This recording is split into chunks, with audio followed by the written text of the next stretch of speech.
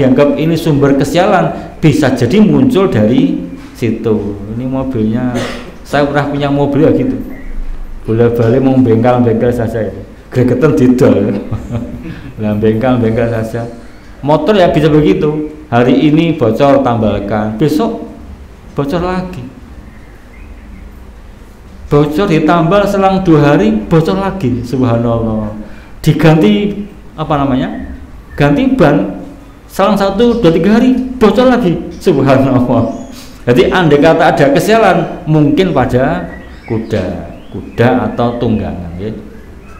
Baik, hadis yang ketiga, wa an Buraidah radhiyallahu anhu, dan dari Buraidah semoga Allah meridhoinya, anna Nabiyya sallallahu alaihi wasallam, bahwa Nabi sallallahu alaihi wasallam karena adalah beliau la yatatayyaru, beliau tidak pernah bertatayur kepada sesuatu pun gitu, tidak ada kesialan.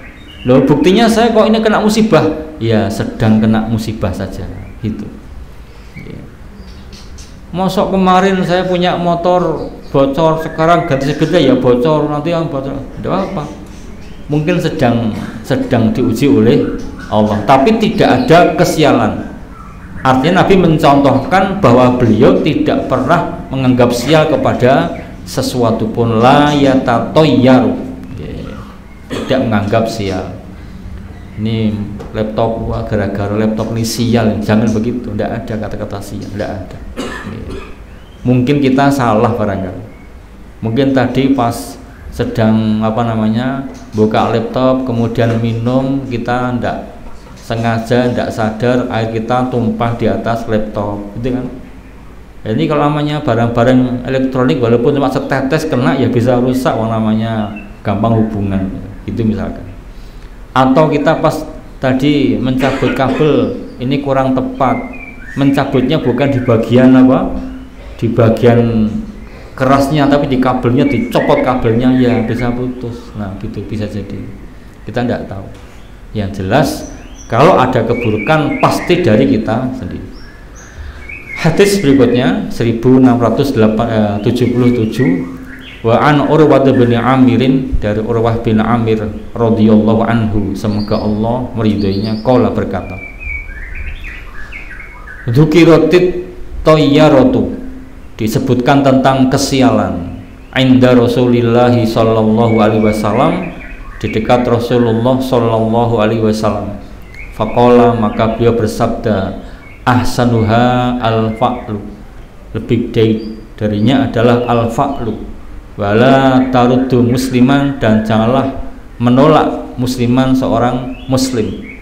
Fa idza ra'a ahadukum ma yakrahu, fa idza, maka apabila ra'a, melihat, ahadukum, salah seorang di antara kamu, ma yakrahu, apa yang dia benci, falyakul, maka adalah dia mengucapkan, Allahumma ya Allah, la ya'ti bil hasanati, tidak ada yang bisa mendatangkan kebaikan-kebaikan, illa anta, kecuali engkau, wala yadfa'us sayyiati, dan tidak ada yang menolak keburukan-keburukan, illa anta, kecuali engkau, wala haula wala quwwata, dan tidak ada daya upaya dan tidak ada kekuatan, illa bika, kecuali denganmu.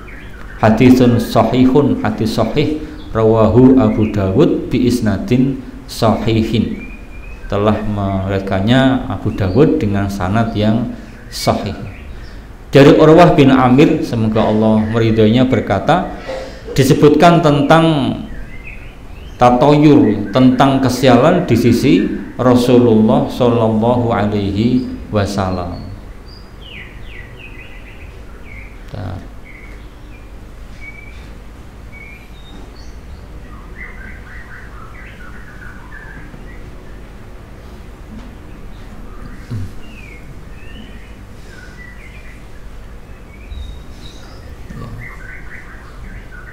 Maka beliau bersabda, yang paling bagus atau lebih bagus dari itu adalah al-fa'lu, ya. Yang terbaik adalah al-fa'lu. Al-fa'lu, terangkan di atas, apa itu? Kata-kata yang baik. Jadi kamu jangan menganggap sial kepada sesuatu, tapi yang paling bagus adalah kata-kata yang baik gitu. Dan jangan menolak seorang muslim. Ya, ini artinya jika ia ingin mengerjakan sesuatu, akan berbuat sesuatu, jangan diurungkan gara-gara ada persangkaan mendapatkan keburukan. Tadi yang saya sampaikan, kita mau pergi tiba-tiba ada kucing melintas, aneh, tidak usah berangkat. Kenapa? Ada kucing yang lewat. Jangan. Wala tarudu musliman, jangan membuat mengurungkan perbuatan seorang muslim. Jadi at-tatoyur atau toyaroh jangan sampai menolak seorang muslim. Kita mau berangkat saja gitu. Kita mau naik kereta api, nah kecuali ada sesuatu. Contoh dulu di waktu gempa Bantul itu, ada teman kita yang naik kereta api dari Solo ke Jogja, sampai di Prambanan, konon ya, mungkin saya kurang tepat cerita tapi kurang begitu. Ketika naik kereta api, namanya gempa kan bergoncang kan, cuma orang naik kereta dalam keadaan gempa apa dia terasa goncangannya? Kan tidak kelihatan kan? Namanya naik kereta kan ya goncang-goncang terus lah gitu. Itu gempa. Lah ketika sampai di Prambanan itu ya lebih dekat ke Jogja ya, tengah-tengah. Itu tiba-tiba di rel itu ada anjing yang duduk di tengah rel. Masya Allah. Biasanya namanya masinis membawa kereta api ya tabrak saja begitu, tapi tidak, di rel berhenti. Ternyata apa?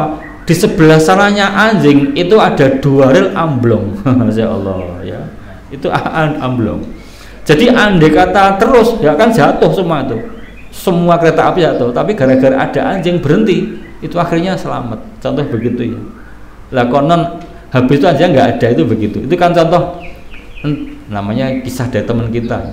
Artinya kalau yang betul begitu mungkin ada kemanfaatannya gitu.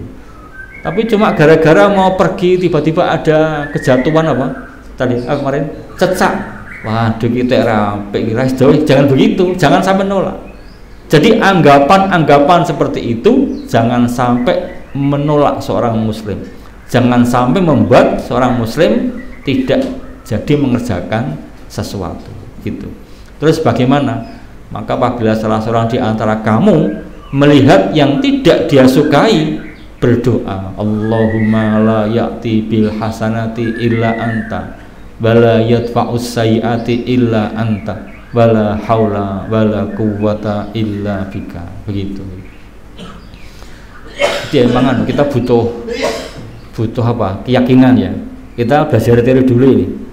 Nanti bicara lagi di dalam kisah-kisah sahabat, itu ada sahabat diomongi yang lain, orang lain, rumah kamu terbakar, nah, gitu. Apa jawabannya? Tidak. Loh, kamu tak beritahu? Tidak. Akhirnya yang ngabari tadi pulang. Baik lagi, rumah kamu terbakar, sak kampung terbakar? Tidak. Tapi sak kampung terbakar? Tidak. Ini yang ngabari ya gumun. Loh, kok malah tidak. Akhirnya dia pulang lagi. Kemudian balik. Tak beritahu apa? Sak kampung terbakar kecuali rumah kamu. Masya Allah. Ditanya, kamu kok yakin begitu? Wong sak kampung terbakar, kamu kok yakin tidak terbakar? Iya, saya waktu pergi sudah berdoa kepada Allah. A'udzu bikalimatillahi tammati min syarri ma khalaq. Maka Allah pasti menjaga rumah saya. Subhanallah. Ini kan keyakinan kan? Artinya cuma kita tuh jauh nyebol ya. Kita butuh menempatkan diri, kita bukan sahabat kan. Cuma contoh bahwa sahabat bisa seperti itu, yakinnya seperti itu. Kalau yang kisahnya siapa? Khalid bin Walid sudah biasa ya. Khalid ditantang sama jenderal Romawi, kalau kamu yakin kepada Tuhan kamu ini, tak kasih racun, kasih minuman, kasih racun. Sudah diminum. Ya namanya Khalid ya yakin diminum saja. Diminum dan tidak apa-apa. Ketika disodorkan kepada si panglima itu nggak berani. Nah gitu. Kenapa? Yakin. Nanti di hadis yang lainnya itu keterangannya Khalid membaca Bismillahilladzi la yadurru ma'asmi syai'un fil ardi wala fis sama wa huwas samiul alim. Tapi memang Khalid orang yang yakin kan. Nanti kalau kita buka kisahnya Khalid itu, jadi kisahnya tentang Khalid. Bagaimana yakinnya Khalid dengan ayat, misalkan waktu mau perang tawani kita ngirim berapa, ngirim 1 saya, Ya jangan begitu, masuk perang kok melawan satu. Lah kan Allah sudah berkalam, kam min fi'atin qailatin gulabat fi'atan kasiratan bi'idillah. Kirimkan saja saya satu orang. Wis bismillah, Allah kasih nusrah. Ya jangan begitulah. Itu kan contoh keyakinan Khalid bin Walid. Sebagaimana ketika Khalid berperang kemudian topinya jatuh, topi perangnya atau helm perangnya jatuh. Ini orang sibuk perang, dia malah mencari topi tadi. Lah orang-orang yang mengadi, ini kamu ngapain kok malah nek cara Jawa ya, cenunuk mau mengambil sesuatu. Topi saya jatuh. Sudah kita perang dulu, topi gampang nanti habis perang. Loh, kamu jangan sembrono. Di dalam topi saya ada rambutnya Rasulullah Sallallahu Alaihi Wasallam. Dan saya yakin dengan berkah rambut itu kita mendapatkan kemenangan. Itu kan contoh keyakinan seorang sahabat. Nah, kita butuh yakin ya. Memang kalau yakin betul ya seperti itu. Mbak, kita kan wajah-wajah gak ada gitu ya, hati yakin. Orang meyakinkan orangnya. Jadi doa ya. Allahumma la ya'ti bil hasanati illa anta wa la yadfa'u sayyi'ati illa anta wa la haula wa la quwwata illa bik. Terus bagaimana menghilangkan don-don yang tidak benar? Menghilangkan don, persangkaan yang tidak ada dasarnya dari Nabi kita Muhammad Sallallahu Alaihi Wasallam, apapun. Kecuali kalau dugaan itu ada dugaan dari misalkan kesehatan, misalkan Pak Dokter mengatakan kita jangan terlalu banyak banyak micin, ya dengarkan saja gitu. Kita jangan bismillah yang penting tidak ada masalah. Allahumma ta'ala la ya'ti bisayat la yatfa'us sayati illa anta, jangan begitu. Dokter sudah mengatakan begitu kok, karena ada penelitiannya gitu. Dan juga yang jelas anggapan-anggapan yang tidak berdasar. Kalau datang dari orang yang punya dasar, apalagi dari Nabi, kita ikuti saja. Mosok minum kalau berdiri nggak baik. Loh, Nabi ngendika begitu kok. Nabi itu mengatakan kita kalau minum dengan duduk, jangan berdiri. Bahkan dalam hadis ada semacam penguatan kan, la yasrobanna ahadukum minkum qa'iman. Janganlah minum benar-benar salah seorang di antara kamu dengan berdiri. Fa idza nasiya, apabila dia lupa, falyastaqi kama. Kalau dia lupa hendaklah dimuntahkan. Saking kerasnya larangan minum dengan berdiri. Kok ternyata di tempat yang lain Nabi juga berdiri, ada keterangannya gitu. Ternyata ada larangan Springer apa. Artinya sesuatu yang datang dari Nabi sepantasnya kita ikuti.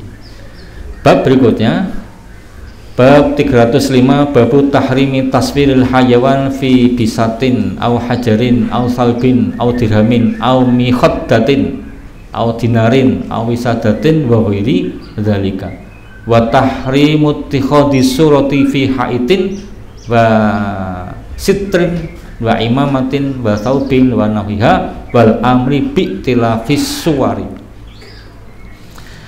Bab tahrimu taswiril hayawan, bab larangan menggambar hewan.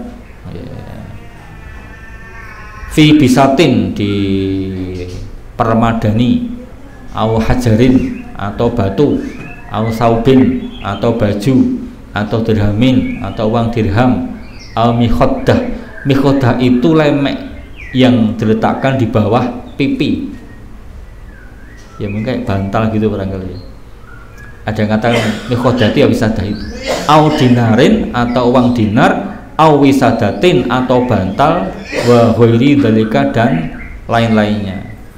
Wa tahrimu ittikhadhi surati, dan larangan menjadikan gambar, membuat gambar, fi haitin, di tembok, wa sitrin, dan di siter korden ya, wa imamatin, dan sorban, wa saubin, dan baju, wa nahwiha, dan yang semisalnya, wal amru, dan perintah bi tilafis suwari, untuk menghilangkan gambar. Jadi memang agak panjang babnya. Nanti di dalam keterangannya kita dapatkan memang ulama tidak sepakat ya. Yang dimaksud dengan surah itu apa di sini? Ya, tasfir surah di sini apa? Gitu. Kalau siapa? Yusuf Qaradawi, ada yang bacanya Qaradawi, itu ada urutan ya, dari patung sampai foto gitu. Patung sampai foto. Jadi ada patung, wujud patung setengah badan, kemudian ada relief, kemudian gambar hidup dan seterusnya. Terus kita bagaimana? Ya, kita diajari nek tidak ada keperluannya tidak usah masang-masang seperti itu ya. Jadi bab haramnya gambar hewan ya, di lemek, di batu, di baju, uang dirham, di lemek pipi, di uang dinar, di bantal dan lain sebagainya. Juga haramnya membuat gambar ya, gambar atau patung atau semacamnya di tembok, di siter, di korden tadi, di tirai, di imamah sorban, di baju dan lain, dan perintah untuk melenyapkan gambar-gambar itu. Nanti ada gambar atau patung, nanti dapatnya. 1678 Ani bin Umar radhiyallahu anhuma, dari Abdullah bin Umar, semoga Allah meridai keduanya. Anna Rasulullah sallallahu alaihi wasallam qala, bahwasanya Rasulullah sallallahu alaihi wasallam bersabda, innal ladzina, sesungguhnya orang-orang yang yasnauna, mereka membuat hadhihi surah atau hadhihi suwara, yang membuat gambar-gambar ini, yu'adzabuna yaumal qiyamah, akan disiksa nanti di hari kiamat. Yuqaulahum, dikatakan kepada mereka, ahyu ma khalaqtum, hidupkan apa yang kalian ciptakan. Muttafaqun alaihi. Dari Abdullah bin Umar, semoga Allah meridai keduanya, bahwasanya Rasulullah Shallallahu alaihi wasallam bersabda, sesungguhnya orang-orang yang membuat gambar-gambar ini akan diadab di hari kiamat. Dikatakan kepada mereka, hidupkan apa yang kalian ciptakan. Asur di sini saya lagi bisa gambar, bisa patung ya. Kalau Ibnu Hajar itu paling tidak minimal adalah gambar yang yang bisa diraba gitu. Itu yang paling minim, tidak boleh dibuat semacam relief ya. Jadi gambar timbul, gambar yang teraba masuk dalam larangan ini, patung apalagi. Tapi kalau gambar yang tidak teraba itu tidak apa-apa kalau Ibnu Hajar Al-Asqalani. Tapi ulama yang lainnya lebih lunak ya. Pokoknya gambar-gambar yang tidak diagungkan itu tidak apa-apa. Yang lebih keras adalah gambar apapun asal bernyawa tidak boleh. Karena apa? Nanti ada hadisnya. Walaupun gambar yang ghairu malmus, yang tidak teraba, tapi gambar hidup tidak boleh. Itu. Nah, kita gambarnya begini. Ada hukum itu hitam putih ya, boleh dan tidak boleh. Tapi ada ikhtiar ketiga, yaitu ikhtiyati, kehati-hatian. Saya kalau mengerjakan berdosa, tidak mengerjakan saya ini saya tidak berbuat aman gampangnya. Tapi kalau saya berbuat entah dosa entah tidak, tapi jangan-jangan dosa, tapi jangan-jangan tidak, maka apa ikhtiyatinya? Meninggalkan gitu. Lebih hati-hati, lebih selamat untuk tidak mengerjakan. Nek tidak mengerjakan jelas tidak mendapatkan sanksi apa-apa lah gitu. Namanya ikhtiyati ya, kehati-hati. Bisa jadi boleh tapi menghati-hati kok. Ini kalau dalam bab makan seperti orang yang bersikap warok ya. Apa itu warok? Warok itu meninggalkan barang yang halal, khawatir jatuh ke dalam keharaman. Namanya warok ya. Meninggalkan barang yang subhat gitu, yang samar-samar, entah haram entah tidak.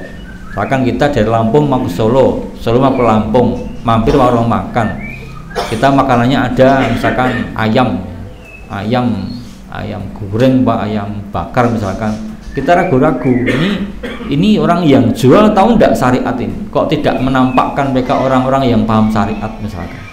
Yang putri ya pakai jilbab, tapi kok yang laki kok pakai kalung, pakai tinde, tatonan, sebadan, jangan-jangan mereka tidak tahu syariat misalnya gitu. Padahal bisa jadi dia walaupun tidak sholat tapi nyembelih bismillah tenang gitu kan. Bangsa preman-preman itu ya tidak sholat, tapi Islam dilanggar, mereka marah gitu. Aku rata sholat, tapi kalau kamu menghina Islam, kau berhadapan dengan saya. Oh begitu. Tidak pernah sholat tapi makan, tidak pernah makan barang haram, menjaga diri kan siapa ya gitu. Lah jangan-jangan ini kita tidak tahu ini Jojo kok bertato, wah daripada begitu biar aman saya ambil telur asin. Itu namanya ikhtiyati ya. Kalau dalam bab makanan tadi apa warok ya, warok, sehingga terhindar dari barang yang haram. Langsung dan gambar ini daripada kena akibatnya nggak usah saja. Hadis yang kedua, wa an Aisyah radhiyallahu anha, dari Aisyah semoga Allah meridainya, qalat berkata, qadima datang Rasulullah sallallahu alaihi wasallam min safarin, dari safar, wa qad satartu, dan sungguh aku menutup sahwatan li, ruangan ya, ruangan di depan apa, di depan rumah ya. Bikiromin, dengan siter ya, dengan tirai, fihi tamasilu, padanya ada timsal, ada gambar-gambar. Falamma ra'ahu, maka tatkala melihatnya Rasulullah sallallahu alaihi wasallam, talawwana wajhuh, berubah warna wajah beliau. Nanti di sebagian riwayat jadi tama'aro ya, merah padam gitu, marah. Waqala, dan beliau bersabda, ya Aisyah, wahai Aisyah, asyaddun nasi adaban indallahi yaumal qiyamah, asyaddun nas, manusia yang paling dahsyat adaban siksanya, indallahi, di sisi Allah, yaumal qiyamati, nanti di hari kiamat, itu alladzina, orang-orang yudhuna, mereka menyerupai bikhalqillah, dengan ciptaan Allah. Qalat, berkata Aisyah, faqata'nahu, maka kami memotong-motong dia, faja'alna minhu, dan maka kami jadikan darinya wisadatan au wisadataini, satu bantal atau dua bantal, muttafaqun alaihi.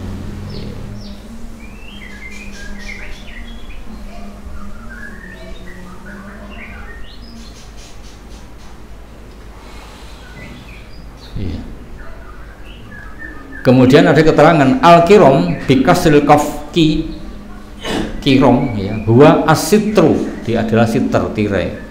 Wasahwatu bifathi sin, sa al-muhmalah, sin yang tanpa titik. Bahaya as-suffatu takunu baina yadail baiti, dia adalah satu ruangan yang ada di depan rumah. Jadi kayak rumah depan, serambi depan gitu. Wakilah, dan ada mengatakan dia adalah at-toku an-nafidu, ini apa namanya, jalan an-nafid yang menembus fil haid, di dalam tembok. Jadi rumah yang buka langsung di jalan di rumah yang buka langsung di dinding rumah, di semacam butulan. Jadi as-sahwah itu bisa bermakna ruangan yang ada di depan rumah atau butulan. Jadi jalan butulan, ada ruang itu ada butulan ya, bahasa saya butulan yang ada tirai. Nah, kembali ke sini, dari Aisyah bercerita, ketika Rasul datang dari perjalanan, kebetulan ini saya tutup dengan tirai, ini ruang depan saya dengan sebuah tirai yang ada gambar-gambarnya. Tatkala Rasul melihat, kemudian berubah wajah beliau dan bersabda, ya Aisyah, ini siksa yang paling dahsyat yang menimpa manusia nanti di hari kiamat di sisi Allah adalah orang-orang yang menyerupai ciptaan Allah Ta'ala. Lantas kata Aisyah, tanpa bahasa kita, tanpa babibu, langsung dipotong-potong tirai itu, kemudian dijadikan satu bantal atau dua bantal gitu. Nah, di dalam hadis ini ada pembicaraan, artinya gambar-gambar yang di sana itu janjani gambar atau patung, itu sebagian menjelaskan dengan hadis ini berarti bukan patung tapi gambar. Soalnya apa? Nek patung, masuk patung diketok-ketok jadi bantal lontong kabeh nang sirai. Berarti bukan patung, berarti gambar. Artinya yang dilarang Nabi bukan sekedar patung tapi gambar. Nah gitu. Jadi gambar-gambar makhluk hidup tidak boleh menurut pemahaman hadis ini ya. Jadi bukan di pemahaman dari hadis ini. Karena apa? Karena tirai itu bergambar bukan wujudnya bukan patung, bukan, tapi gambar yang bisa nemplek di tirai. Padahal kita zaman sekarang penuh dengan gambar ya, dimanapun itu. Jadi hal yang biasa diperbuat masyarakat itu menjadi seperti biasa ya. Dianggap lumrah, dianggap biasa, dianggap boleh ya. Contoh, kalau di Jerman itu orang ketemu laki-laki perempuan itu bukan cuma jabat tangan ya, tapi cipika-cipiki ya. Cipika-cipiki bagi mereka itu hal yang biasa gitu. Kalau di kita belum biasa. Jadi andai kata mereka bawa ke negara kita kemudian dibiasakan, bisa jadi nanti pada suatu saat akan seperti itu, sebagaimana sudah biasanya orang pakai jilbab. Nonton ya, sudah saya sampaikan kemarin, zaman dulu nggak ada orang pakai jilbab gampang, tapi sekarang masya Allah semua guru hampir semuanya pakai jilbab yang muslimah ya. Hampir semuanya, mungkin jarang 1-2 tok nih pakai, karena saya punya grup di sana itu KB jilbaban, nggak ada yang pakai jilbab, pasti jilbaban gitu. Tapi ada seorang guru, jadi kita ya musibah ya, guru muslimah di rumah biasa ngadangkan pengajian, nutup aurat, cuma ngajar di sekolah Kristen, masya Allah. Jadi begitu masuk kantor lepas jilbabnya, tapi di rumah penggerak pengajian, subhanallah. Soalnya apa? Ngomong langsung pada saya juga di rumah itu buka pengajian, saya bisa ngadakan pengajian di rumah. Terus, lah kalau kantor bagaimana? Ya saya lepas Pak, karena tuntutan pekerjaan. Astagfirullahaladzim gitu. Contoh gitu ya. Jadi kalau zaman sekarang tidak. Cukup hadis yang berikutnya 1680. Wa ani bin Abbasin radhiyallahu anhuma. Dan dari Abdullah bin Abbas, semoga Allah meridhoi keduanya, Abdullah dan Abbas ini. Qala berkata, sami itu aku mendengar Rasulullah sallallahu alaihi wasallam yaqulu bersabda, kullu musawwirin, semua pembuat gambar, semua pembuat patung itu finnari, di neraka, yuj'alu lahu, dijadikan baginya, bikuli suratin, dengan tiap-tiap gambar, dengan tiap-tiap patung, yang sawwaroha, yang dia menggambarnya, yang dia mematungnya, itu nafsun, itu jiwa, ruh ya. Fayu adibuhu, maka dia akan menyiksanya fi jahanam, di neraka jahanam.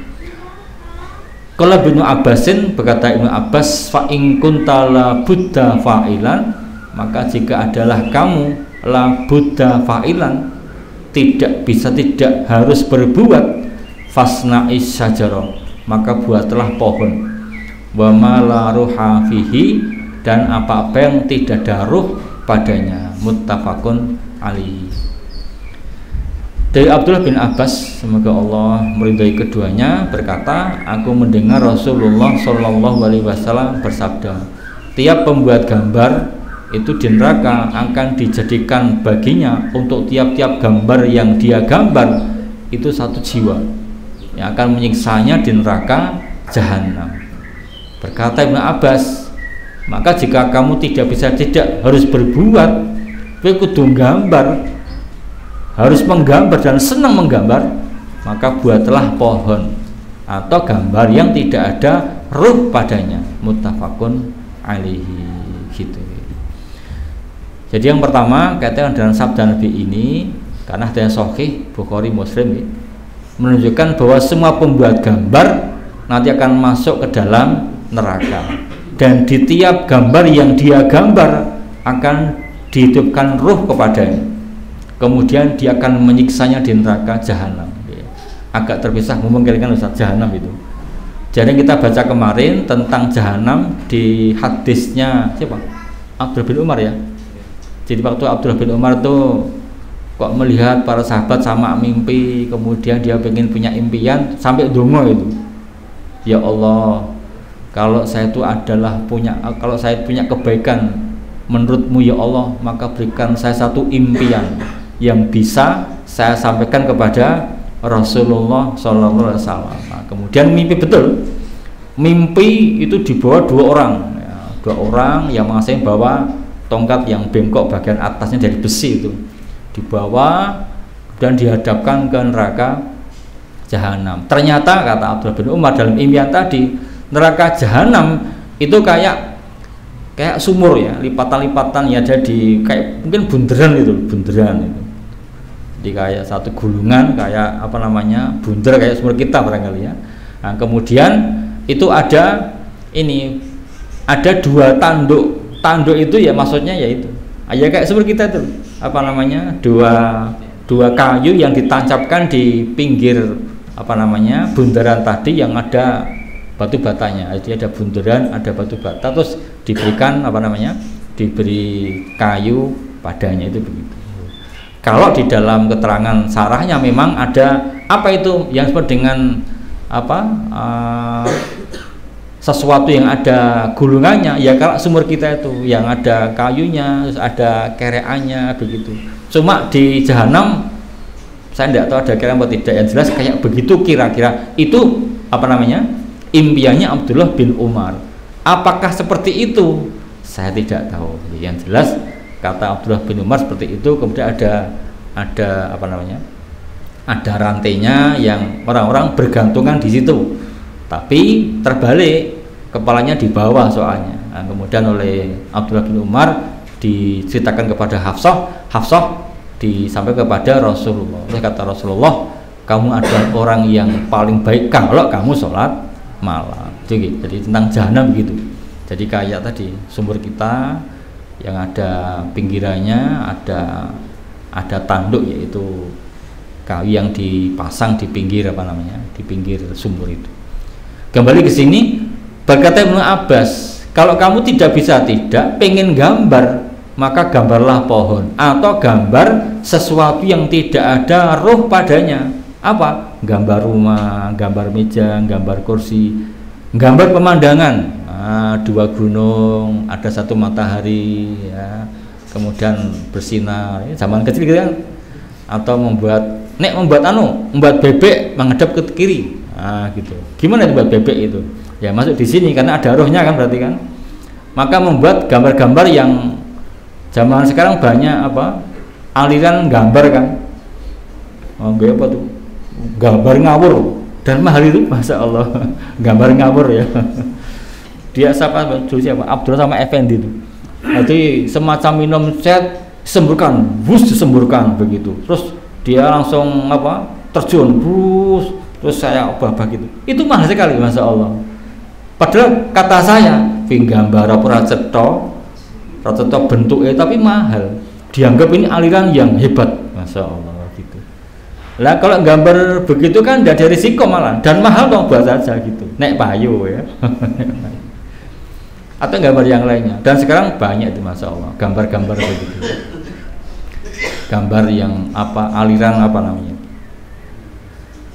aliran nggak jelas, ekspresionis, gambar ekspresionis, pokoknya gambar saja. Hadis berikutnya, wa anhu, dan darinya dari Abdullah bin Abbas qala, sami'tu Rasulullah sallallahu alaihi wasallam, aku mendengar Rasulullah sallallahu alaihi wasallam yaqulu, bersabda, man sawwara suratan fid dunya, barang siapa yang menggambar satu gambar di dunia, kulifa, akan dipaksa, akan dibebani, an yang fuha fihar ruha, an yang fuha, untuk menghembuskan, fiha, padanya, arruha, ruh, yaumal kiamah, nanti di hari kiamat, walaisa binafihin, padahal dia tidak bisa menghembuskan ruh. Muttafaqun alaihi. Dari Abdullah bin Abbas berkata, aku mendengar Rasulullah Shallallahu alaihi wasallam bersabda. Jadi barang siapa yang menggambar satu gambar, apalagi patung ya, di dunia ini, maka dia akan dibebani, dia akan dipaksa untuk menghembuskan ruh kepadanya di hari kiamat, padahal dia tidak bisa menghembuskan ruh. Berarti bagaimana? Ya disiksa. Nah begitu, disiksa. Jadi kalau saya Utsaimin, yang jelas kalau namanya fotografi nggak apa-apa. Karena apa? Fotografi tidak termasuk di situ ya, tidak termasuk di gambar. Walaupun dulu ketika pas di apa namanya, di pelataran tawaf itu apa namanya, di mataf ya, di apa namanya, tempat tawaf waktu istirahat itu ada orang Syria, kita kan pegang HP kan, itu dimarahi, haram, masya Allah, haram itu. Kenapa? Ada banyak gambar itu, haram, tidak boleh gambar, tidak boleh moto haram. Kita batin, ini mazhabi atas banget ini, masya Allah. Orang Syria sudah sepuh, haram. Ya kita sempat gemanis omongan Tarsan, loh, lah nek haram terus piye wong kaji nggo foto barang, foto yang haram, tapi haram. Sementara kalau Syekh Utsaimin tidak. Jadi fotografi tidak termasuk dalam larangan ini. Nah, fotografi termasuk dalam bab yang mubah dan dia ikut dengan kegunaan dari foto itu. Kalau foto yang sifatnya itu wajib, maka jadi wajib. Seperti ya KTP, kemudian apa, SIM dan seterusnya. Kalau apa digunakan untuk memoto yang sunnah, jadinya sunnah. Kalau moto yang mubah, jadinya mubah, moto pemandangan, moto macam-macam tujuannya. Kalau moto yang makruh, jadinya makruh. Kalau haram, jadinya haram. Nah begitu, itu lebih tengah-tengah nampaknya mendapat beliau. Fotografi begitu. Kalau kita di tempatnya Al-Qaradawi di bagian ranking bawah dari tingkat keharaman. Yang jelas untuk ini mbak salah kita boleh-boleh saja. Kembali ke sini, jadi dia akan dipaksa untuk menghidupkan barang yang dia buat itu. Itu ada satu apa namanya sikap yang baik. Jadi ada teman yang ngaji dari Jogja, mereka kata para pengrajin apa namanya, pengrajin tembaga ya.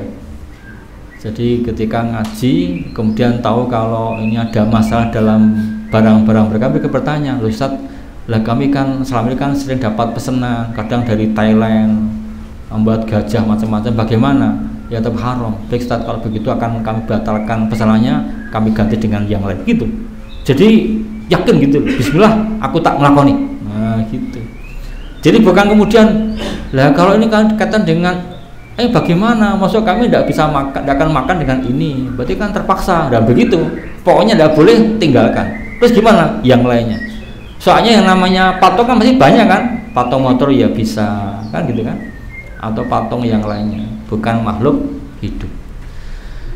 Wa Ali bin Mas'udin, dan dari Ibnu Mas'ud radhiyallahu anhu, semoga Allah meridhinya, qala berkata, sami'tu, aku mendengar Rasulullah sallallahu alaihi wasallam yaqulu, bersabda, inna asyaddan nasi adaban yaumil qiyamati, sesungguhnya manusia yang paling dahsyat siksaannya di hari kiamat al-musawwirun, orang-orang yang menggambar, orang-orang yang membuat patung. Muttafaqun alaihi, menunjukkan bahwa memang menggambar dalam Islam itu bermasalah. Lah kalau saya guru keterampilan bagaimana? Guru seni rupa, ya jangan gambar yang itu pokoknya. Karena ada tugas patung, ya izin sama dosen biar tidak buat patung. Pada zaman sekarang orang biasa buat patung kan. Sedang yang heboh di mana, daerah Sulawesi, dibuat patung sampai habis 20 sekian triliun gitu kan. Pernah baca enggak di medsos itu? Jadi sampai buat triliunan membuat patung raksasa. Masya Allah, Masya Allah. Itu yudohuna bi khalqillah, itu menyerupai ciptaan Allah Ta'ala. Gitu. Membuat patung macam-macam. Bahkan kadang kita bangga, jelas dibuat patung kita malah apa? Foto dekat itu. Lah jangan. Wong raja membenci kok ada ancaman di situ, malah kita foto jejer sama patung, jejer sama Ronald Reagan salaman. Jangan. Menghindari ketika ada patung-patung itu. Apalagi orang-orang yang turah duit kemudian buat patung anak apa? Anak pipis di apa? Di kolam, nah gitu. Kan ada kan? Anak pipis itu gitu apa sih? Kok malah bangga buat patung anak pipis di kolam? Atau di desa-desa ada patung burung pelikan di apa? Di apa namanya? Di genteng itu, membuat macam-macam. Jangan. Kadang mereka kalau punya duit begitu ya. Kita makanya untung tidak diberi banyak duit ya. Enggak ngono kuwi gitu loh. Hadis berikutnya, 1683 wa Nabi Hurairah radhiyallahu anhu, dan dari Abu Hurairah semoga Allah meridhoinya, qala berkata, sami'tu Rasulullah sallallahu alaihi wasallam yaqulu, aku mendengar Rasulullah sallallahu alaihi wasallam bersabda, qala Allah taala, berkalam Allah taala, wa man adlamu, dan siapa yang lebih dolim, mimman, dari orang yang dahaba, berbuat. Dahaba itu af'al suruh ya, yang yakhluku, dia menciptakan, ka kholqi, seperti ciptaanku, fayakhluku, maka silahkan mereka itu, fal yakhluku ya, maka silahkan mereka menciptakan zarrotan, satu zarroh ya. Apa itu zarroh? Itu satu biji. Auliyakhluku habbatan, atau menciptakan habbah, biji. Zarroh itu ya debu kan, zarroh debu, habbatan biji. Auliyakhluku syairatan, atau membuat biji gandum. Muttafaqun alaihi. Dari Abu Hurairah semoga Allah meridhoinya berkata, aku mendengar Rasulullah sallallahu alaihi wasallam bersabda, Allah taala berkalam, dan siapakah yang lebih dolim dari orang yang membuat ciptaan seperti ciptaanku. Silahkan dia menciptakan debu atau habbah, atau biji-bijian, atau biji gandum, silahkan. Gampangnya, lawang dia tuh membuat satu debu saja tidak bisa, satu biji pun tidak bisa. Lah kok dia membuat semacam ciptaanku, dia dolim, gitu. Maka tidak boleh. Karena memang tidak bisa kan? Kita tidak bisa membuat debu, tidak bisa. Membuat debu tok pun tidak bisa. Membuat satu biji pun tidak bisa. Satu biji gandum pun ya tidak bisa. Artinya manusia tidak mampu. Maka jangan membuat ini, meniru ciptaanku. Jadi memang kita di dalam menjelaskan kepada orang banyak emang kadang gak repot ya. Karena sekarang sudah biasa kan, gaya patung ini, patung itu ya. Patung Sang Buddha apalagi ya, Sang Buddha.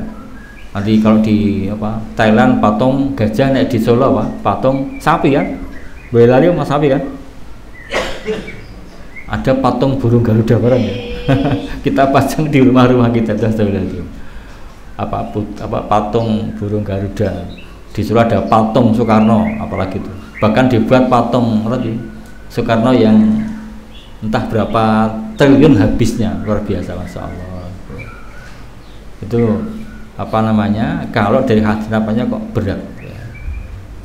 Tapi ya tadi, karena ada yang mutasahil, ada yang genteng-genteng, saya mengatakan tidak apa-apa, yang penting tidak untuk diagung-agungkan, padahal ya jangan gitu. Wa an Abi Thalhah radhiyallahu anhu, dan dari Abi Thalhah semoga Allah meridhoinya, anna Rasulullah sallallahu alaihi wasallam qala, bahwasanya Rasulullah sallallahu alaihi wasallam bersabda, la tadkhulul malaikatu, tidak akan masuk malaikat baitan, satu rumah, fihi kalbun wala suratun, yang di dalamnya ada anjing dan ada gambar. Muttafaqun alaihi. Dari Abu Thalhah semoga Allah meridhoinya, bahwasanya Rasulullah sallallahu alaihi wasallam bersabda, malaikat tidak akan masuk rumah yang ada anjing dan gambar padanya. Gitu. Anjing apa? Ya pokoknya anjing. Kalau anjing untuk pemburu, nanti di hadis berikutnya ada keterangan. Kalau gambarnya nih, gambar Pak Harto, Pak Harto siapa sekarang? Jokowi ya, Pak Harto, wes almarhum bareng. Ini gambarnya Jokowi sama Pak Amin, Arif Amin bagaimana? Nah gitu. Nek kata para peruqyah ya, teman-teman kita yang peruqyah, itu konon kalau sedang meruqyah di situ ada foto, baik foto presiden maupun yang lainnya, itu tidak mau gitu. Saya tanya kenapa? Karena nanti para jin ini akan sembunyi di mata mereka. Saya belum pernah nemu hadisnya nih. Cuma peruqyah ngomong begitu. Jadi kalau meruqyah tidak mau ada apalagi ada patung, tidak mau, karena jin akan sembunyi di patung itu, akan bergelantungan di situ. Kalau dari bukunya siapa, Muhammad Isa Dawud, ada yang pernah baca itu, dialog dengan jin muslim ya gitu kan ya. Itu kalau patung tempat bergelantungannya para jin, di situ bergelantungannya. Dan gambar-gambar ya di situ itu. Nah, gitu. Itu makanya kalau dalam Islam secara dohir hadisnya patung nggak boleh, gambar nggak boleh. Apakah betul tempat bersembunyi jin? Saya tidak tahu. Kata para peruqyah seperti itu. Yang jelas malaikat tidak akan masuk rumah yang ada anjing dan gambar padanya. Lah kalau cuma gambar kalender, ya jangan gitu. Kita diikhtiyati. Hukum yang qat'i mungkin kita tidak tahu, tapi kita bisa memperbuat satu langkah ikhtiyati, kehati-hatian gitu. Tidak usah dipasang itu soal gambar-gambar gitu. Nek gambar pahlawan bagaimana? Sekolah-sekolah kan gitu kan. Ada gambar pahlawan, Cut Nyak apalagi itu. Ya monggo ikhtiyati. Nek di sekolah saya nggak ada masalahnya. Ya, kok sekolah saya gambar pahlawan, gambar masjid pun tidak ada ya. Apalagi gambar tidak ada ya, bersih. Nanti kelasnya bersih melompong gitu. Tidak ada apa-apanya. Karena apa? Memang kita mendidikkan kepada anak-anak sesuatu yang tidak ada masalah. Nah, gitu. Berarti kita didik begitu. Bahwa kemudian kita kenalkan, iya, misalkan pas pitulasan kita kenalkan, nanti apa anak-anak kumpul kemudian kita serakin loh namanya pahlawan ini biar tahu. Ini namanya Bung Karno, namanya Bung Hatta, ini namanya Ahmad Yani, nama ini biar kenal gitu. Karena yang kita sampaikan bukan tokoh mereka tapi sejarahnya. Mereka ketika berjuang, Bung Tomo ketika berjuang mengatakan begini, ucapkan takbir 3 kali begini. Jadi kan apa namanya? Mendekatkan anak kepada perjuangan muslimin tempo dulu gitu. Jadi bukan sekedar apa? Bancaan proklamasi, memulai dangdutan, jangan. Masa tanda syukur dangdutan, nggak ada. Zaman dulu nggak ada. Yang namanya bersyukur yang dongo kepada Allah, alhamdulillah diberi kemerdekaan. Sekarang kita isi dengan kebaikan gitu, bukan malah jogetan, bukan. Di negara lain gitu ya. Di sini nggak ada. Jadi kita kembalikan kepada hakikatnya gitu. Jadi biar ingatin loh. Dulu ketika Cut Nyak berjuang karena begini. Ini namanya Tengku Umar namanya dan seterusnya. Ini namanya Pangeran Diponegoro ketika berjuang begini lah gitu. Anak biar tahu. Sampai ada apa namanya? Medsos apa itu? Sosial eksperimen. Ada eksperimen sosial. Ditanya, ini siapa ini? Pak DPR. Ini siapa ini? Ini bintang film, apal, masya Allah. Anak-anak apal semuanya itu. Ini siapa? Nggak tahu. Ini langsung tahu, masya Allah. Jadi lebih mengenal artis daripada pahlawan-pahlawan. Padahal kita kan penting kan, kita kenalkan. Lihat sama anak sekarang lebih kenal kepada tokoh-tokoh gambar coret kartun itu. Upin Ipin kenal, gitu.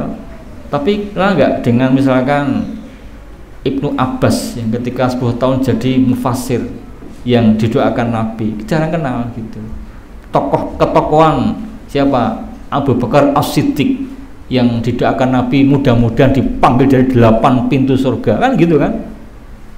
Hebatnya Umar bin Khattab sampai setan pun tidak mau berjumpa dengan Umar dalam satu jalan, kan gitu kan. Kita sampaikan saja. Lebih kenal dengan tadi, karena memang sekarang anak tidak kenal TV tapi kenal dengan medsos, dengan YouTube YouTube Kids apalagi. Nah nanti Bapak sekalian, ini pesan saya ya, kita jangan mumpung belum kebacot anak kita, jangan kita akrabkan dengan HP. Nah gitu. HP memang sebuah kemestian dalam model HP. Cuma kalau akrab dengan itu jangan sampai gitu. Terus bagaimana? Ya butuh pembatasan. Sampai hari alhamdulillah dengan izin Allah anak saya enggak tok sama HP. Ya izin. Ya Bu, ini boleh pegang HP. Boleh. Tapi anu ya, nah jam 8 rampung ya. Iya, dihitung 8 kurang 1/4. Berapa jam tok rampung? Yang penting itu kan. Nah, buka. Sudah buka kita cek, buka apa toh? Ini loh, buka YouTube Kids ya apa? Apa yang baik buka itu. Berarti kita arahkan nonton. Pegang HP, pegang laptop pasti izin, contoh demikian. Jadi memang jangan sampai, karena begitu masuk hancur tanpa kendali. Sampai saya pernah di sebuah masjid ada teman kita ustadz itu tahu nggak diulang?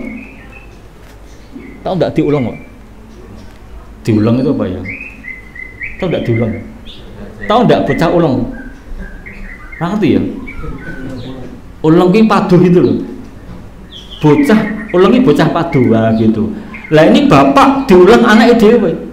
Padahal dia itu ustad, masa diulang diminta HP-nya. Pak, HP Pak diulang tadi. Dipadona dhewe. Subhanallah, saya astagfirullahaladzim. Lah kok ustad kok diulang anaknya direbut HP ini? Bapak kan berkuasa kan? Masa bapak diulang anaknya gara-gara HP, Masya Allah.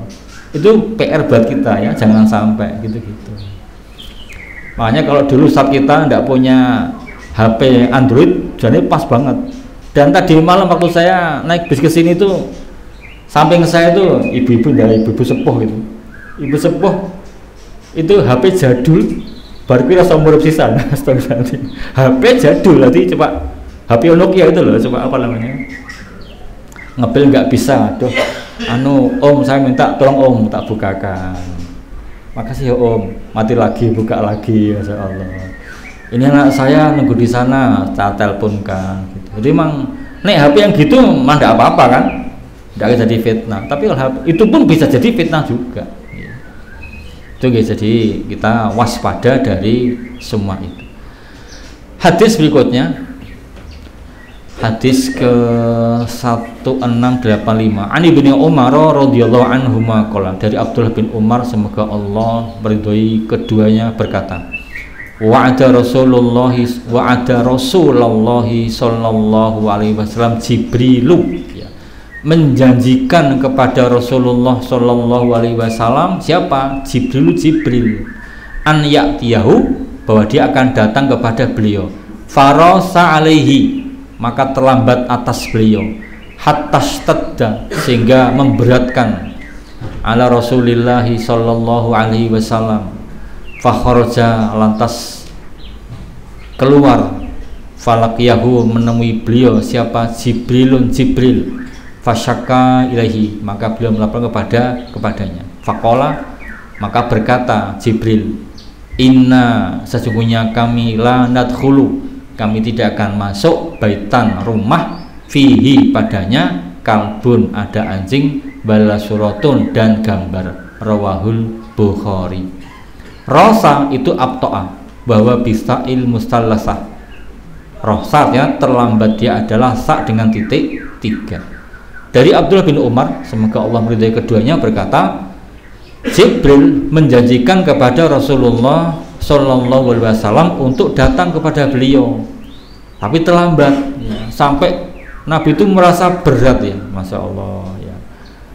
Jadi kita bayangkan Nabi itu kan senang sama Jibril ya, dijanji mah dipetui, lah kok randang toko itu berat bagi beliau. Kenapa Jibril tak tunggu-tunggu lah?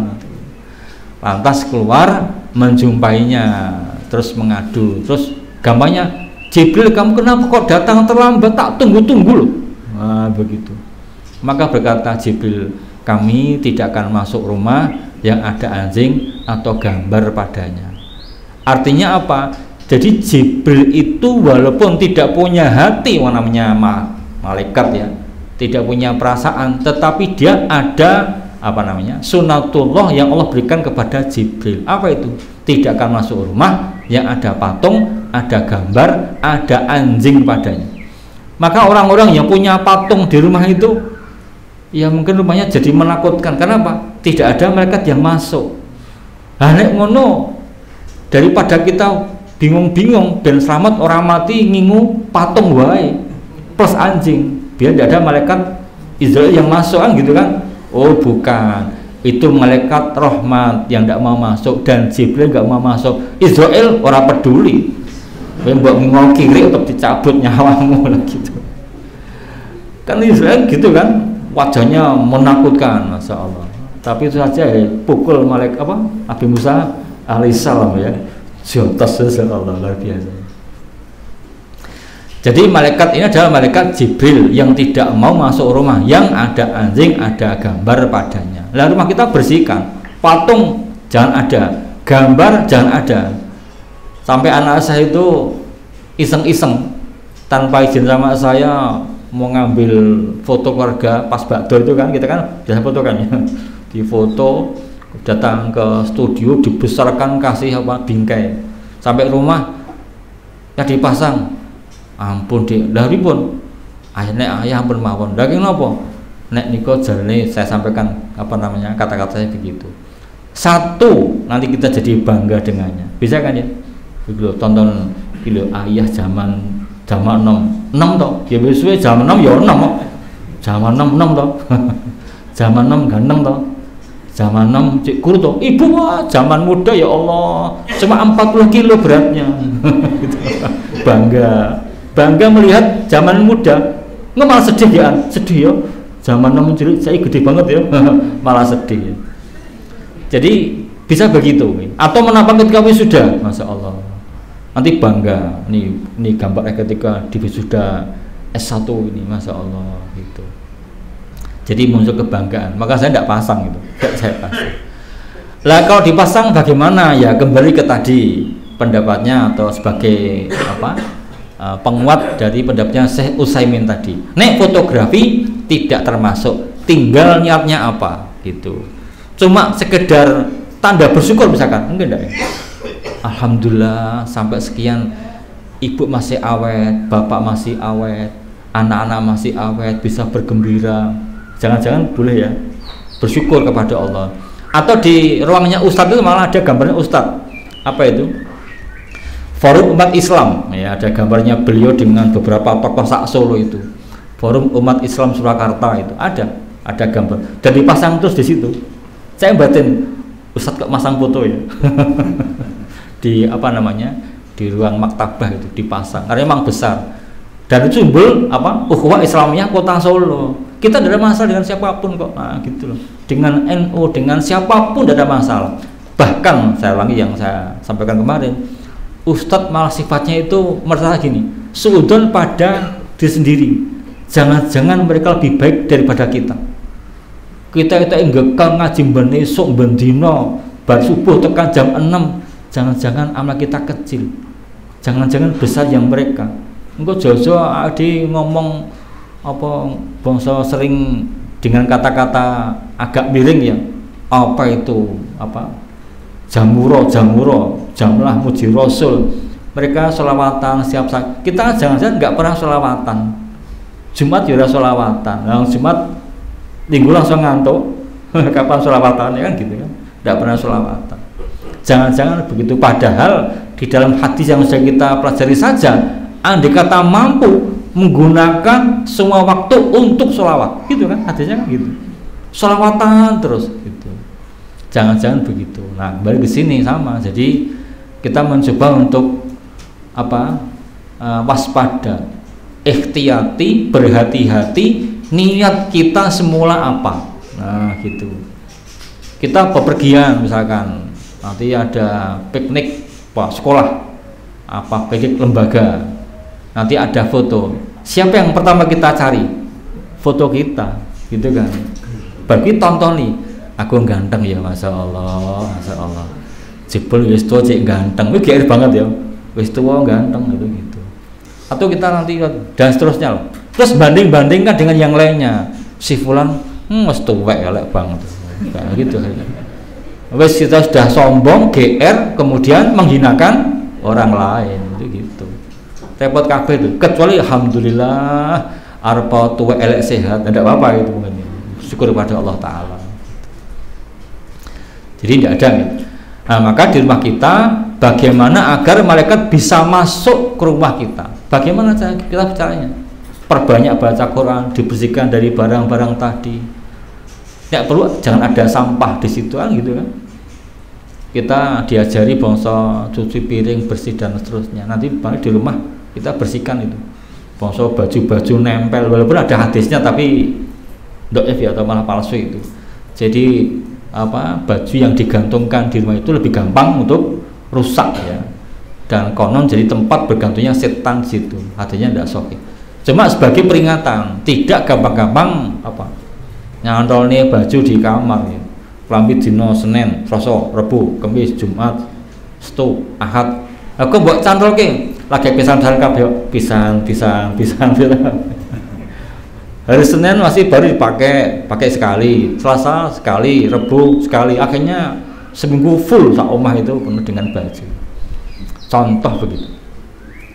Hadis berikutnya, wa an Aisyah radhiyallahu anha, qala dari Aisyah semoga Allah ridhonya berkata, wa ada Rasulullah sallallahu alaihi wasallam Jibril alaihi salam, menjanji kepada Rasulullah sallallahu alaihi wasallam. Siapa? Jibril alaihi salam. Fi sa'atin, pada suatu waktu an ya'tiyahu, bahwa dia akan datang kepada beliau. Faja'at tilkas sa'atu, maka datanglah Jibril tilkas sa'ah, di waktu itu, walam ya'ti, namun tidak datang pada beliau. Wa kana biyadi asa, dan adalah di tangannya, ini tangannya dengan tangannya Nabi, fatorohaha, maka beliau meletakkannya atau melemparkannya, min yadi, dari tangan beliau. Wahwa yaqulu, dan beliau bersabda, ma yukhlifullahu wa'dahu, tidaklah Allah menyelisih janjinya, bala rusuluhu, dan tidak pula para rasulnya. Summa iltafata, kemudian beliau menoleh.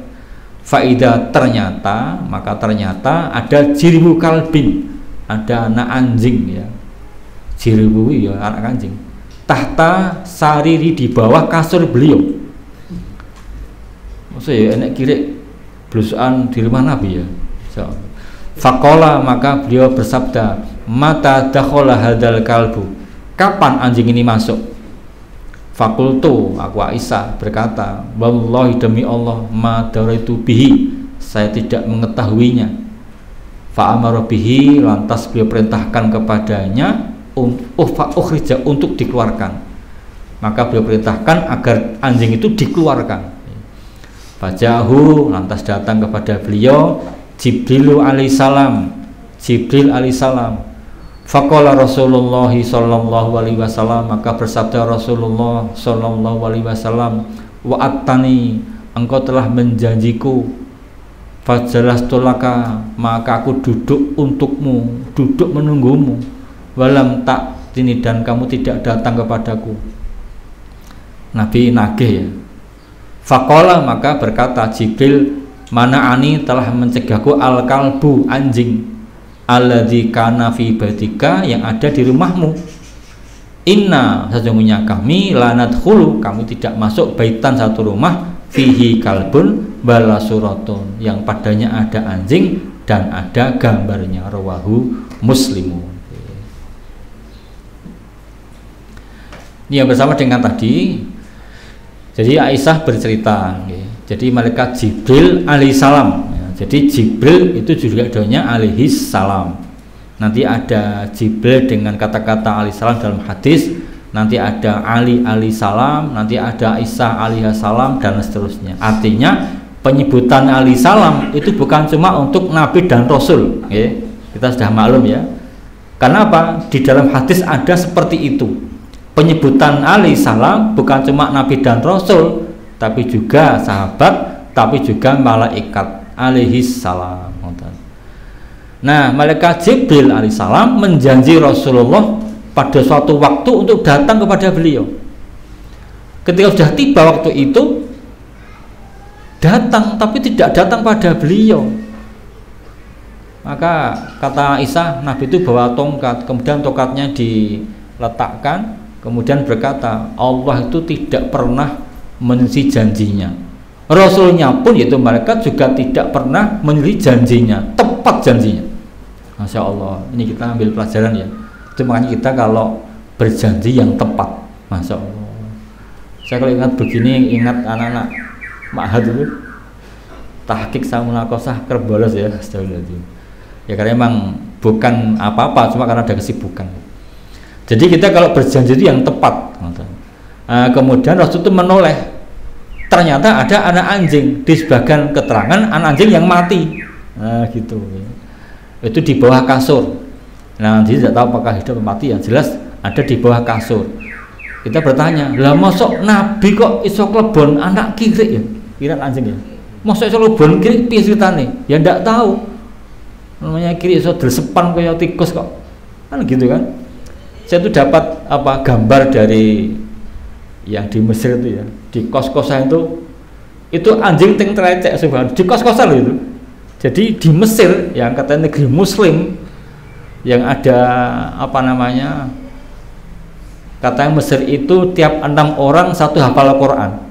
Itu ada satu rumah, itu di tangga-tangga itu banyak kiriknya, masya Allah. Itu ting terecek itu, ya tidak nyangkut, masya Allah, gitu ya. Itu kata saya, nek betul anjing di situ banyak ya, mereka terlalu berono ya, masya Allah. Suruh pindah aja berarti ya, suruh pindah kos saja, karena banyak anjing di situ. Lah sama di sini, gara-gara satu anak anjing saja di bawah kasur Nabi, mereka tidak mau masuk. Nah ketika sudah apa ditanya, kenapa engkau tidak masuk, Jibril? Kemudian menjawab, tidak mencegah saya masuk ke rumah kamu kecuali ada anjing. Kami tidak masuk rumah yang ada anjing, ada gambar padanya. Loh gitu ya. Nah kita ya sama, bersihkan rumah kita dari barang-barang seperti itu. Kenapa? Nah, jangan-jangan gara-gara kita tidak suka bersih-bersih, kelebihan tikus barang. Saya itu pernah membantu bersih-bersih teman kita mau pindah. Yang saya kaget, di bawah kasurnya itu ada kerangka tikus. Tikusnya mencedel berarti kan? Masya Allah, apa orang mambu, masya Allah. Tikus mencedel nang kene mati gitu. Tinggal rangka tok gitu. Lah pun dia cuma mampu jadi batang apa ora selentang-selentang ya. Cara jual gitu kan. Apa orang mambu, subhanallah. Kata saya, nek saya tidak mungkin begitu, saya tidak mungkin insya Allah. Ngantek mati nanti fosil lah ngono kuwi.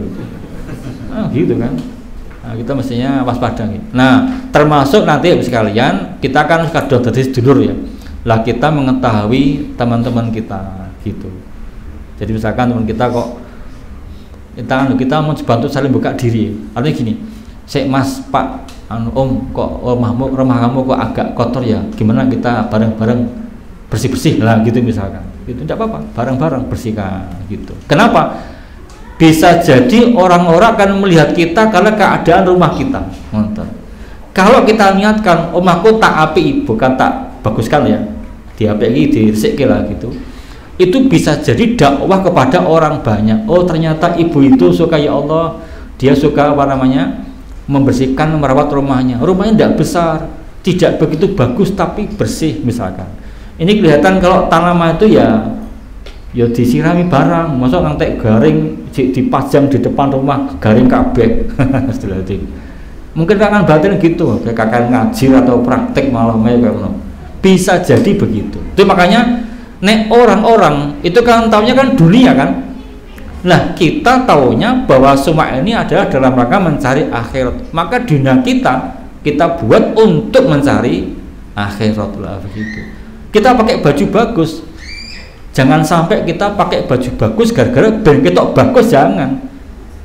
Ibu-ibu pakai misalkan pakai baju itu kan, kalau ibu kan lebih dinas ya, kudungnya ini, bajunya ini, baju ini, sandalnya ini, sandalnya, tasnya ini, tas kan sudah sak paket itu. Masa bajunya biru nanti jilbabnya merah, tidak mungkin ya. Apalagi apa itu, kudungnya merah, bajunya putih, bawahnya biru, kayak bela Belanda itu. Merah putih biru. Tidak mungkin, pasti yang dinas lah gitu. Kalau niat dalam rangka berdakwah, ya Allah saya pakai baju ini, mudah-mudahan orang-orang bisa tertarik bahwa dalam Islam juga ada begini-begini, oh dakwah insya Allah begitu. Kita perbaiki motor kita misalkan, loh motor kok ya Allah kis pirang tahun dikumbai ngantek ngetel 3 tahun nih, nah gitu. Kita bersihkan, kita bersihkan. Kita punya motor misalkan apa, ini ya saya introspeksi juga ini. Kita punya motor ada spionnya, wes keple-keple 2 tahun diganti gitu. Itu orang kan biasanya bukan kita wong kona'ah, bukan. Wah masya Allah kona'ah ya, wes keple-keple 2 tahun tetap sabar. Bukan begitu, dia akan mengatakan wong Islam ki pancen belas ora menang donya gitu kan. Kakean ngaji malah ngurus apa-apa. Jangan begitu. Ada hadis aslihu halakum wa ahsinu libasakum hatta takunu samatan ya.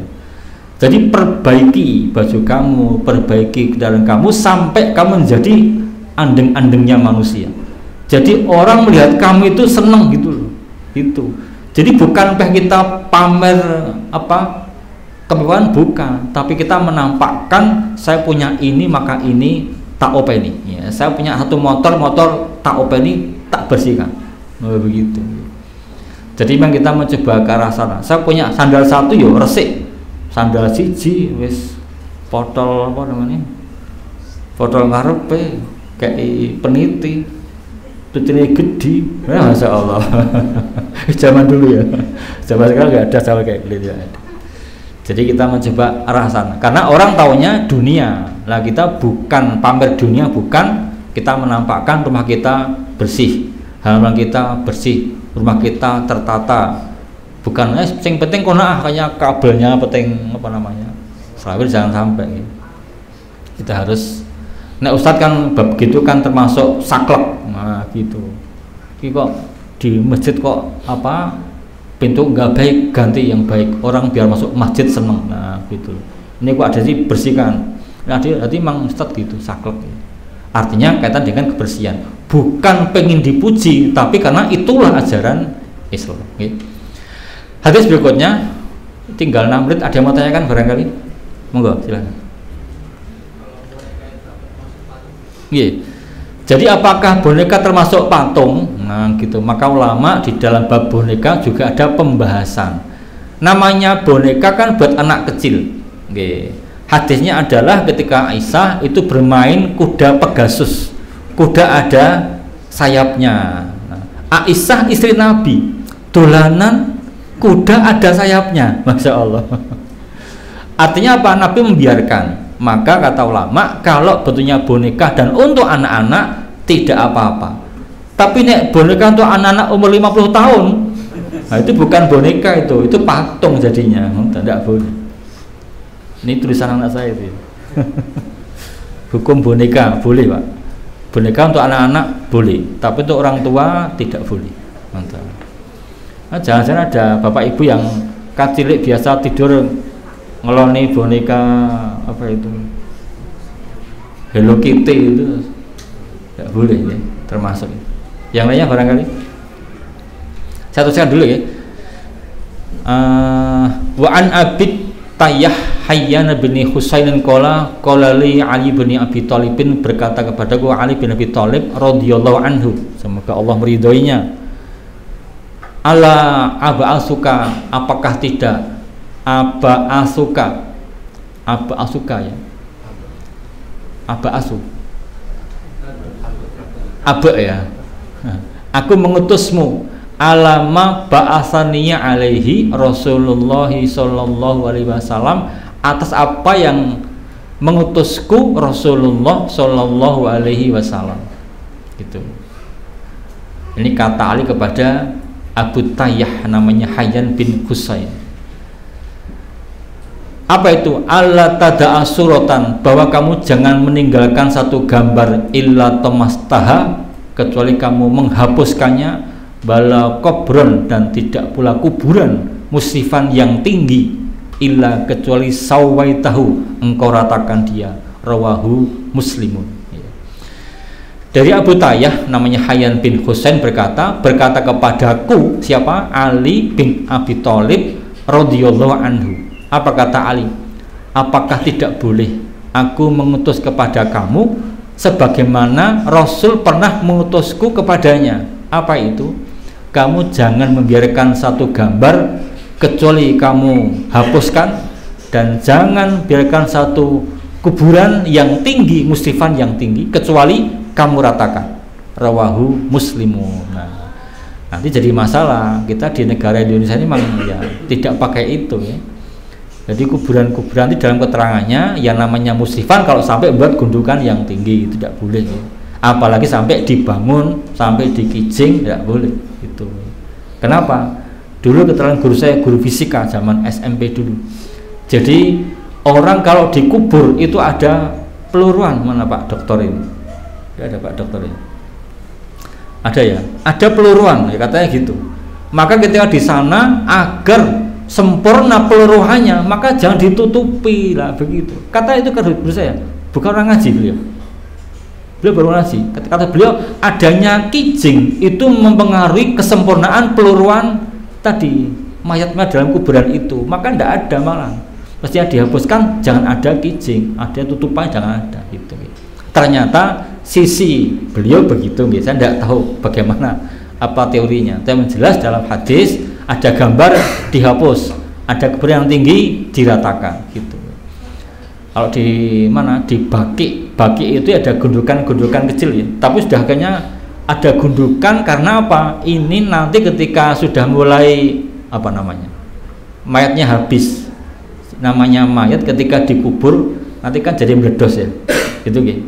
Jadi mayat awalnya jadi biru, kemudian ungu, kemudian meletus, dimakan sampai habis, itu tanah bisa turun. Maka gundukan awal dikubur itu pertama ada gundukan, nanti kelamaan kemudian akan jadi tipis, akan rata. Lah di baki itu rata, ada cuma batu-batu di hampar lapangan gitu, cuma ada batu-batu tok rata gitu, dan tidak ada namanya. Makanya orang kalau kalau ziarah ya ziarah kubur begitu, ziarah kubur umum, karena tidak ada nama-namanya, tidak ada. Negara kita saja yang ada namanya, ada tanggal lahirnya. Nanti apalagi pas meninggal si fulan, kemudian turut berduka cita fulan almarhum, lucu banget sih.